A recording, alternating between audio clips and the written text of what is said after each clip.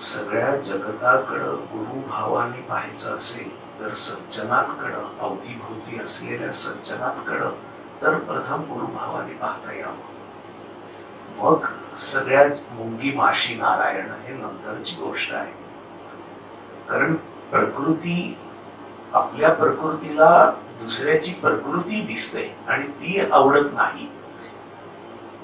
ही अडचण परमार्थी माणसाच्या ठिकाणी तशीच राहते जशी इतरांच्या ठिकाणी असते.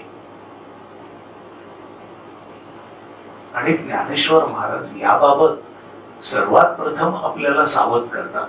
मग गुरु भक्तीबद्दल आपल्याला ते सांगणार आहेतच, पण व्यापक दृष्टी तर पाहिली झाली पाहिजे. ती व्यापक दृष्टी करण्याचा प्रयत्न